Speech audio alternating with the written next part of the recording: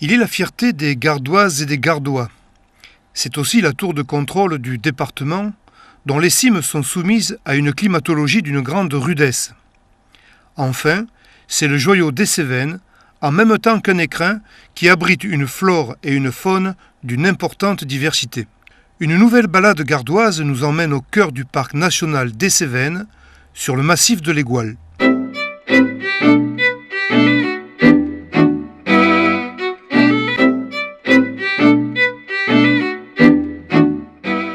Le massif de l'Égual et les communes environnantes font du parc national des Cévennes une zone unique à forts enjeux environnementaux. Ce massif donc se retrouve en plein cœur du parc national des Cévennes, qui est un parc national, à différencier de ce qu'on peut aussi connaître par exemple en Camargue, les parcs naturels régionaux. Dans un parc national, on différencie la zone centrale dans laquelle nous nous trouvons ici, donc qui s'appelle zone cœur, de la zone périphérique qui va s'appeler maintenant zone d'adhésion, qui est donc une zone beaucoup plus importante sur laquelle on retrouve en limite sud ici la commune par exemple de Ganges, ou l'entrée de Pondérault ici aussi, sur lequel on a une protection différente et beaucoup moins poussée. Pour comprendre pourquoi un arbre dépérit ou s'épanouit, il peut être utile de savoir comment il a été planté. Cette remarque s'applique au massif de l'Égual, qui, naguère, échappa à un destin de montagne pelée. Au milieu du 19e siècle, le massif de l'Égual était pratiquement entièrement déforesté, et ceci à cause d'un certain nombre de facteurs.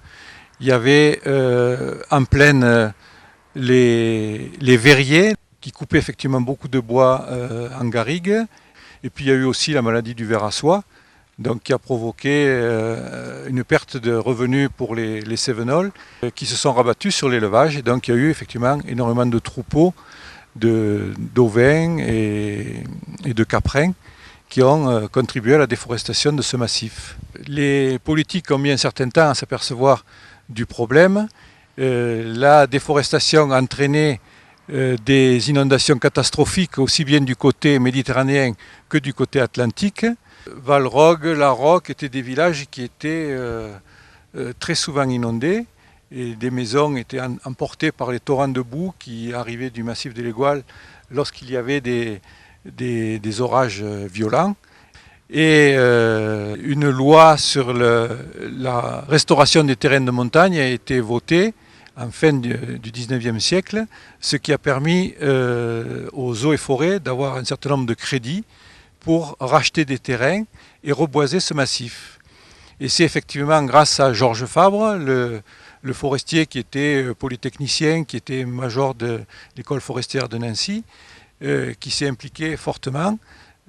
Au départ, la population était hostile, évidemment, puisque son principal revenu, c'était les troupeaux et donc les milieux ouverts, les pâturages.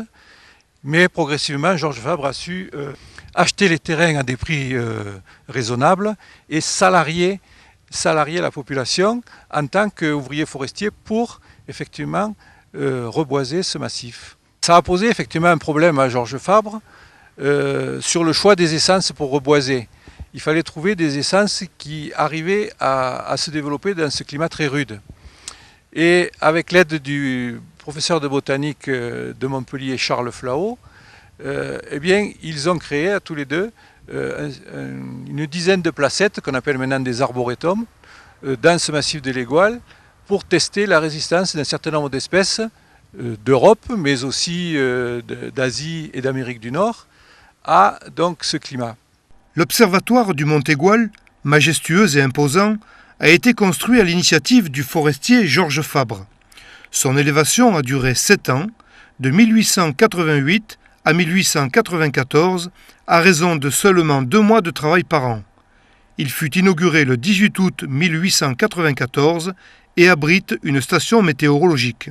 C'est donc grâce à cette station qu'on a eu des données, et qu'on a toujours des données météo sur ce climat de l'Égual, et ce qui a permis effectivement de mieux connaître les conditions dans lesquelles pouvaient vivre les arbres que ces deux hommes ont replantés.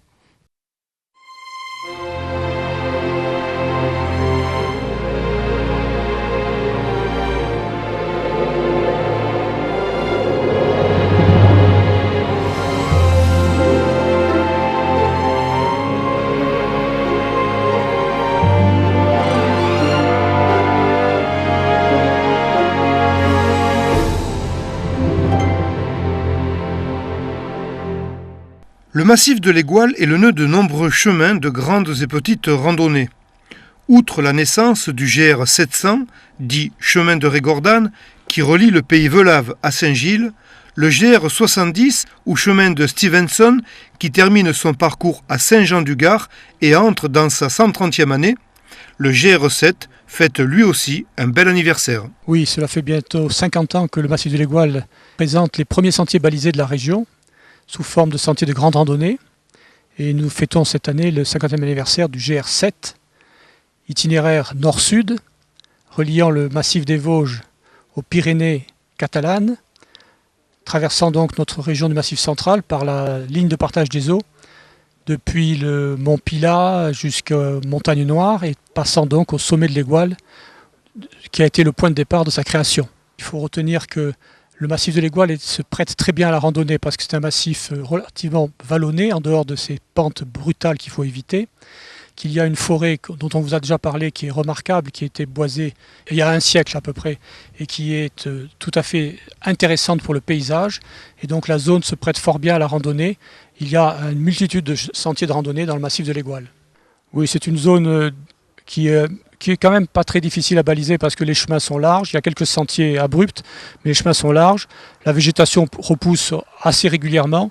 Il y a surtout à se méfier des inondations qui dévalent certains ruisseaux et qui font que le sentier, la base du sentier peut être emportée par endroits. Et pour ça, on est bien aidé par les services du Conseil général pour la rénovation et la remise en état des sentiers après leur destruction.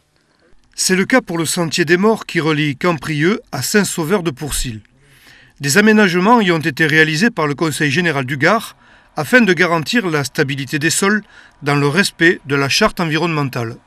Donc nous nous retrouvons ici sur le Sentier des Morts, sur lequel le département a réalisé il y a un certain nombre d'années un platelage en bois pour passer en fait sur une zone qui est riche en sources et en petits ruisseaux. L'objectif étant de vérifier la durabilité et la stabilité de l'équipement par rapport à ce Sentier des Morts. Sentier des Morts, pourquoi ? C'est en fait que ce sentier a été utilisé par les gens de Camprieux avant qu'il y ait un cimetière dans le village de Camprieux pour amener les morts vers Saint-Sauveur, qui est un autre village qui a fusionné avec le village de Camprieux. Donc c'était aussi l'usage qui est donné et l'explication de son nom.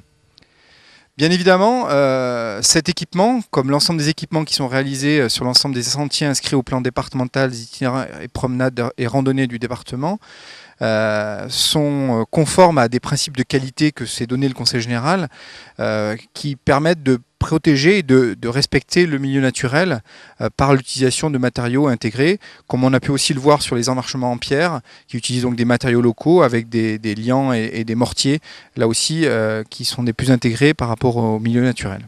D'autres travaux ont pour but d'éradiquer les espèces de ravageurs ou envahisseurs comme l'ambroisie, le sénesson ou la renouée du Japon.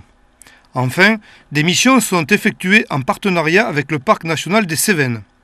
C'est le cas par exemple de la restitution de corridors écologiques qui assurent la continuité génétique au service de la biodiversité. Nous travaillons avec le Parc national des Cévennes sur un projet plutôt scientifique. En fait, un agent du parc s'occupe d'une variété de papillons qui s'appelle le semi-apollon, qui est assez rare sur le massif de l'Égoile. Et donc il y a plusieurs placettes à semi-apollon sur le massif de l'Égoile.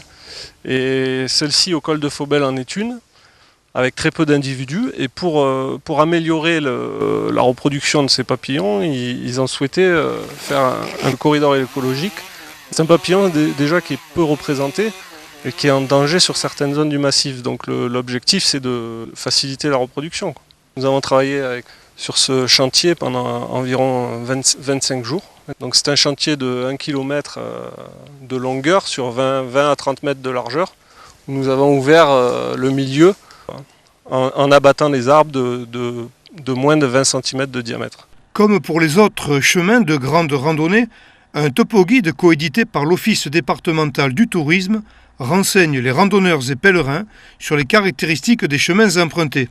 À ce titre-là, la communauté de communes de l'Égoile, en lien avec le comité départemental du tourisme, vient d'éditer un topo-guide sur le secteur de Camprieux, Trèves, La Nuéjole, qui s'appelle donc Sentier découverte d'Écosse et du versant ouest de l'Égoile. et elle va en réaliser un autre au pied de l'Égoile qui s'appellera Haute-Vallée de l'Hérault, versant sud de l'Égoile, où on retrouvera aussi une quinzaine de sentiers de promenade et randonnées familiales.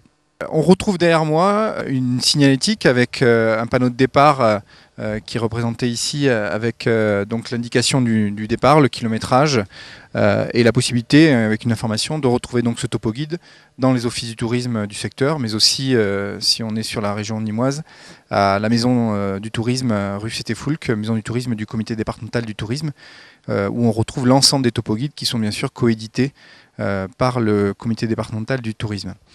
On retrouve aussi une signalétique directionnelle, comme on la retrouve sur l'ensemble des autres itinéraires, qui indique donc l'endroit où on se trouve et les directions qui permettent aux randonneurs de s'orienter.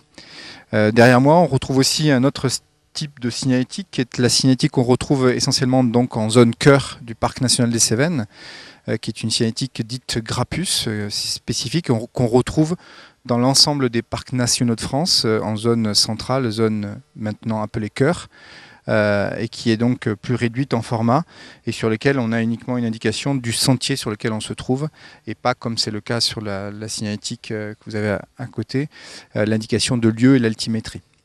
Autant d'attentions et de soins qui garantissent le développement durable du massif légendaire.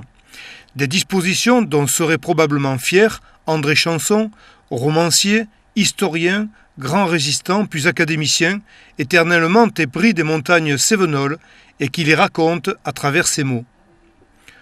Son Olympe est son Sinaï, lieu où souffle l'esprit, source d'inspiration, refuge ultime des insoumis et révoltés. L'Égoile est d'abord une terre, une atmosphère et des hommes. C'est un phare, une borne entre les vallées méditerranéennes et les hautes terres du Massif central.